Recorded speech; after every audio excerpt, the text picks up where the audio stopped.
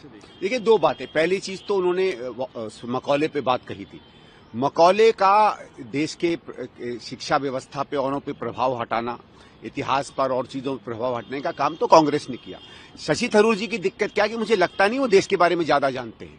मैंने उनकी कुछ किताबें पढ़ी हैं, फौरी रूप में जो पॉपुलर चीजें हैं उनको लेकर वो लिखते रहते हैं। जो पकड़ या समझ इस देश की होनी चाहिए वो उनमें है नहीं। खासकर 70 साल में क्या हुआ इस देश में, 50, 60, 70, 80 के दशक में क्या हुआ, उसमें बहुत ही अज्ञानी है वो। पर चलिए छोड़िए, अज्ञानता कोई राजनीति में तो कम से कम कोई कसूर नहीं है। आजकल तो अज्ञानता बहुत बड़ी चीज मानी जाती है राजनीति में, तो उसका शशि थरूर जी भी फायदा उठा रहे हैं। जिनकी वो कल तारीफ कर रहे थे वो भी अज्ञान के भंडार में बहुत आगे बढ़ चुके हैं, उनकी भी वो तारीफ करते रहे।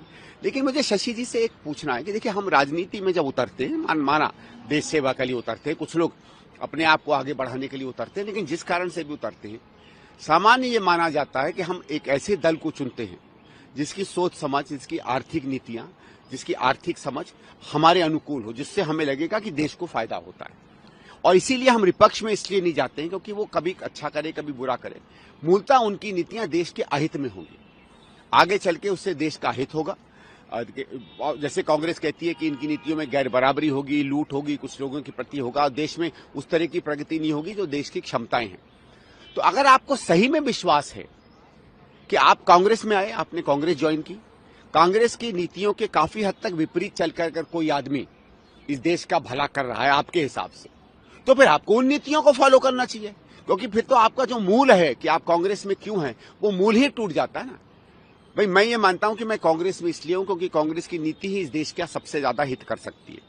आज आपको लगता है कि कांग्रेस की विपरीत जितनी नीतियां हैं, जो गैर बराबरी के खिलाफ की नीतियां हैं, समता के खिलाफ की नीतियां हैं, कैपिटलिज्म में कुछ ही लोगों के हाथ देश को साथ करने की नीतियां हैं, सांप्रदायिकता की नीतियां हैं, इस देश में संप्रदायों के बीच में जहर फैलाने की नीतियां हैं, जात में और धर्मों में लोगों को बांटने की नीतियां हैं, अगर सरकार की तरफ से कोई चोरी डकैती पैसे का लूट करे तो उसके ऊपर केस न करने की नीति है, ऑपरेशन के खिलाफ पीछे जाने की नीति। अगर आपको लगता है कि ये नीतियां देश के लिए बेहतर हैं और कांग्रेस की नीतियां बेहतर नहीं हैं, तो फिर ये सवाल उनसे पूछना चाहिए कि फिर आप कांग्रेस में क्यों हैं?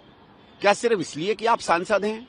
तो इसका मतलब है आप में कोई नैतिक ताकत नहीं है कि ठीक है, अगर आपको लगता है छोड़ दीजिए, क्या है सांसदी आपके लिए? आपको तो बहुत पैसा उससे भी मिल रहा है, पेंशन से भी मिल रहा है यूएन के लिए, और आपने तो यूएन की सेवा की। ऐसा भी कोई नहीं कि आप बहुत बड़े कोई देश के भक्त रहे। तो आपको, मुझे लगता है, अगर आपकी ये सोच और नहीं, तो फिर आप उसका एक आलोचना भी कीजिए। ठीक है, आप उस समय आपको लगता है कि आप प्रधानमंत्री के सामने थे, आप में इतनी हिम्मत नहीं है कि एक सामने एक ऐसा व्यक्ति बैठा, उनके सामने आप सच बोल सको। कुछ लोग होते हैं, डरपोक होते हैं, जो सामने ताकत हो तो उसके सामने उनके अंदर से सच नहीं निकलता है। ठीक है, तो मैं मान सकता हूं, क्योंकि कई ऐसे लोग हैं जो आजकल वैसे तो बात बड़ी वो करते हैं, लेकिन उनके अंदर में डर और भय होता है, हिम्मत नहीं होती। चलो, वो बात है तो ठीक है, लेकिन सही में अगर आपको लगता है कि नीतिगत रूप से आज बीजेपी या प्रधानमंत्री की नीतियां जिस पार्टी में आप हैं उससे बेहतर काम कर रही हैं, तो फिर आपको ये एक्सप्लेन करना चाहिए।